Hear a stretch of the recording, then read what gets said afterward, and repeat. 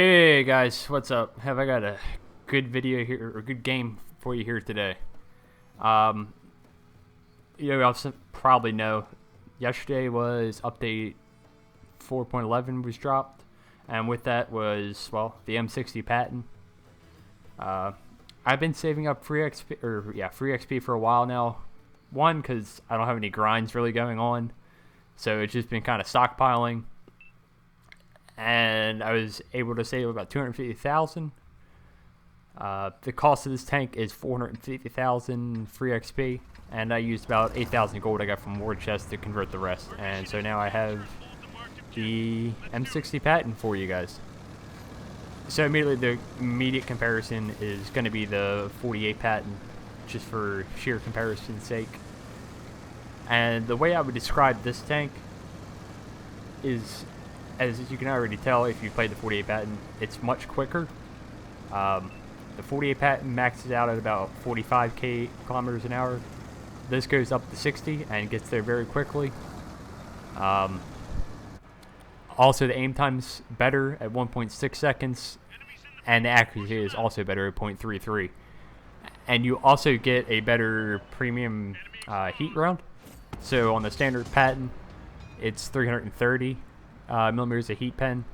On this one, it is 350, which is craziness. But the drawback of that improved, I guess you could say, gun handling. Granted, it does have a slightly slower rate of fire than the 48 patent. It's just something to think about, but it's not that noticeable, to be fair. But the drawback for that extra maneuverability and speed is that the armor is not as good as the 48 patent. Basically, the way I say it, if you're a veteran of the game, I'd like to say, think of this tank's armor profile as what the original 48 patent was like. And that the whole turret is pretty weak, to be fair, and you also have this giant tumor on top of your tank, which is obvious. Does kind of give you a decent reason to why it has 420 meters view range, which is very nice, so you can get some of that spotting done. But like I said, it really lacks in the turret armor. So while you may think, yeah, it has 10 degrees of gun depression and is good at going hull down, I'd really avoid that. Yes, use the gun depression, but don't use it expecting to get a lot of block shots with your armor. I'm not saying it can't happen, but it's not reliable. It's not like what the 48 patent is now, where you can sit fairly hull down, fairly still even, and pretty much be safe, minus a small cupola. This has the old style cupola, which is huge. It says, "Shoot me here." And then the rest of the turret also is fairly weak. So, yeah, it's only 178 millimeters of armor, which on paper may sound like a lot, but it's, especially in its angle, but it's really not. Most tanks at tier 10 will pen your turret no problem if they hit it at the right angle. Of course, you can get freak bounces and stuff like that, but if you think about it, the armor on the turret is not that good. I'd almost compare the playstyle to the Leopard 1 in that you don't want to get shot, really, but you can use that gun depression and kind of the mobility of it. It's not quite on the level of the Leo 1 in terms of mobility, but it's still in that kind of ballpark, and it's kind of a paper squishy tank. And yeah, it's not something you really wanted to do in that respect. But like I said, the one thing I like about it is that aim time is fantastic, and you get that great dispersion.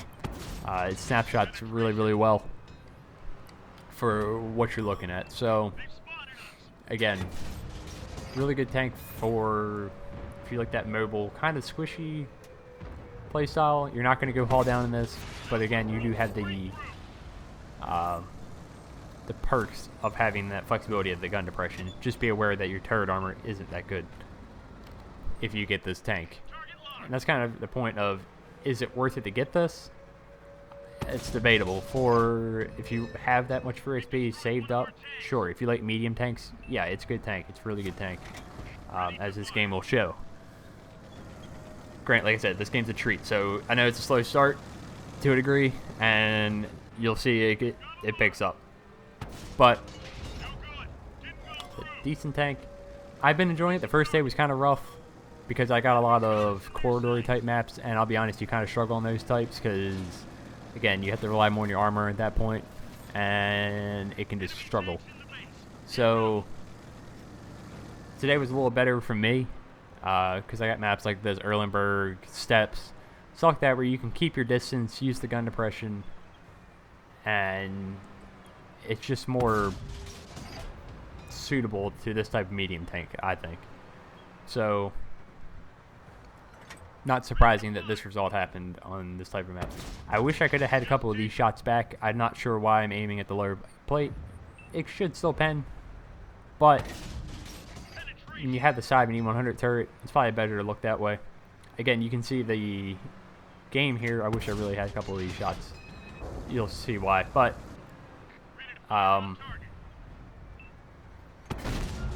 this game, it's 2-7, but you can kind of see the play style coming into play here. I'm kind of sticking back. I don't want to push up too far. I did push up to kill the 50B, and that was just because he was spotting us. We couldn't really get rid of him, and I already wasn't able to hit him, I don't think. So I just made the executive decision, take the risk, take out the guy who's spotting for their team, and give us back the vision that we need. So again, and there you can even see the vision a little bit. That bat shot is over 400 meters away, and we're getting the assisted for it with our 420 meters, well, plus it's because all the perks and stuff, view range on the tank. But you can see the gun kind of going to town. This is the kind of range I think it's good at. I said, not really the brawling medium, but the gun handling, plus some of the heat rounds and the better accuracy of this, means you can really dish out the damage even from a longer range, where you may not be able to do that in the 48 pattern because the accuracy is a little worse, but I've never really had that big of an issue. I personally, I know I've had really good games in this today. On average, I probably got like 7 or 8 aces in it today, but I still prefer the 48 pattern, I think, and that's just for the turret armor. The 48 pattern's turret armor is disgusting. And to me, it just fits how the tank should play on paper with the gun depression better. So, yeah. But this tank is still good. I still recommend it. And yeah. So a little bit the gameplay, I get. Well, also equipment for it. Pretty typical stuff: optics, rammer, vert stabs. You know, all the bells and whistles there. And again, it's a tier 10 premium tank, so yeah, you buy it with free XP, but you can switch any of your crews into and out of this tank. Well, American crews, obviously. So, one thing I would kind of stress is this game, watching it back, I'm wasting a lot of shots. I'm all for taking speculative shots, but some of these are just not good, or I could have easily just aimed like that. And you really should do that in this tank because, again, how quickly it aims is only 1.6 seconds. So unless you're in a brawling kind of fight, you really should just aim and see what you're rewarded with, instead of rushing the shots like I'm doing here. And yeah, that's it. Overall fun tank. You can see the damage is racked up this game. We're about 5,000, and really, we've never been ahead in this game. We've always been kind of lacking or falling behind. So my priority at this point is to get these guys in the big old heavy tanks off the cap. Which may sound somewhat surprising, but I just want to get them off the cap and let me not have to worry about them. But again, just the view range right here is so key. I'm spotting that Jaeger over 440 meters away, and plus the accuracy on the gun, plus the 350 millimeters of heat pen, means we're just going to butter this guy, which is just fantastic. And he does think that was him shooting back at us. Again, don't want to get hit by anything, especially something that big. You're never going to bounce that unless it's some freak angle. It's just not going to happen. I was like, okay, think this is possible. I know where the Eggeroo is, and the only thing I'm a little worried about is where the Waffle is and where their machine is. And when I say Waffle, it's a tier 9, so just to be noted. Just the machine, just we all know what the machine is like, and leave one of them alive, an autoloader with that kind of mobility, it's a little risky, especially when the rest of your team is only 2 tanks in an arty, so you could really easily find yourself 1 versus like 8 really quick. So yeah, fortunately for us, we do spot the Waffle. Load the HE rounds up that we carry, come up the poke, and we don't quite have the gun depression at that spot. He fires on the move, which kind of gives me hope. That should be fairly easy to pen this or deal with this guy. Granted, if you're firing HE of this caliber, don't shoot the body of the Waffle, at least head on. It's 80 millimeters, I believe. So your chances of penning that are, well, nothing. So aim for the gun shield on the turret. That's where you're going to pen, and that's where you're going to deal the damage at. So again,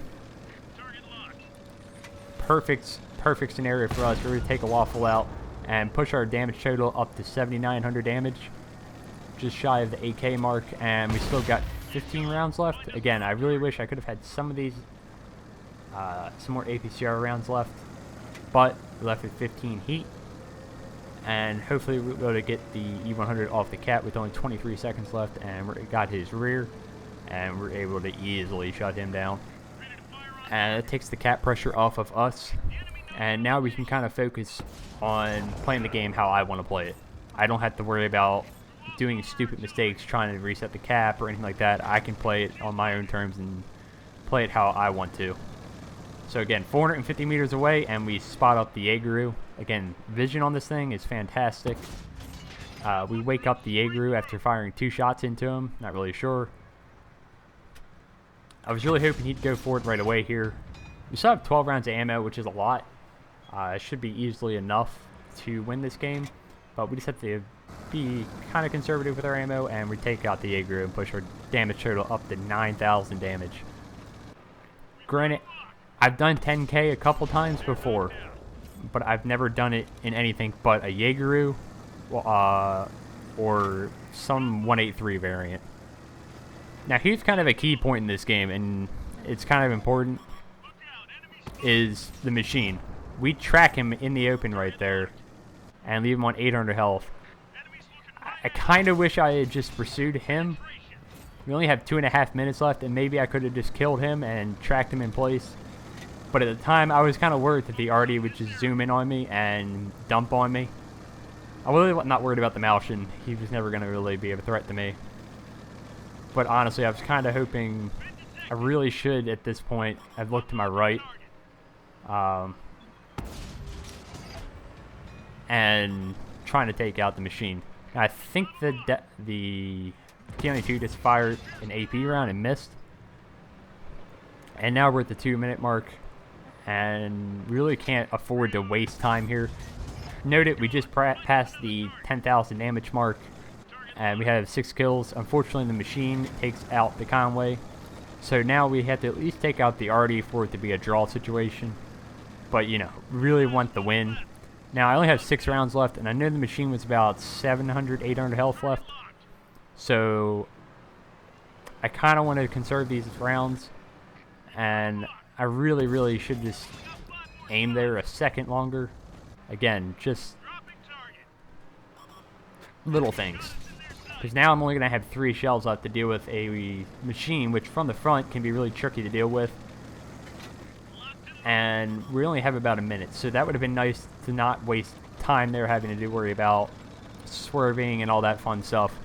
And now we're at 10,700 damage, and now we kind of have to look for the machine as quickly as possible and see if we can find him. At this point, in retrospect, I should have gone to the left and just kept going straight. With only a minute left, he couldn't clip me out. He could ram me and clip me out. But going all the way back here and around is kind of a waste of time. Just in the scheme of things. But I realized that a little too late maybe. and I'm just going to push right through the middle and see if I can spot him pushing either flank. Maybe he's up on the ridgeline, I don't know. And just see if we can get anything lit up here. It'd be great to pick up over probably 11,000 damage and the Radleys. But right now we're not spotting anything, and we're just kind of searching and searching and searching, just hoping maybe we'll see him, maybe set him on fire, I don't know. But unfortunately, it's not to be the case. I think I should have just gone straight up there, like I said. I'm not sure where he was at that game. He may have kept going and just running, or he may have been where I was headed all along. So, not the total result you want. It's not a loss, but it's definitely not a win. But considering how that game kind of played out throughout the entire thing, pulling out of the game with close to 11,000 damage with 10,700, which is the most I've ever done in like I said, a tank that doesn't have over 1,000 alpha. This is the first time I've ever done that with a tank with, 105 millimeter. And you saw how much ammo we fired. Again, I'd like to have some of those rounds back. That's why I kind of like taking some of the risky shots, because sometimes they connect, but sometimes they can get you in a pickle if you find yourself in this kind of a carry situation. Again, kind of a letdown, but also it's still a really, really, really, really, really good game. So one of the best I've had in a while. And yeah, fun tank. I am enjoying it. And hopefully that gives you an idea of what I think about it, and just overall how the tank plays, and gives it an idea of its play style. So hopefully you enjoyed, and I'll catch you next time. See ya.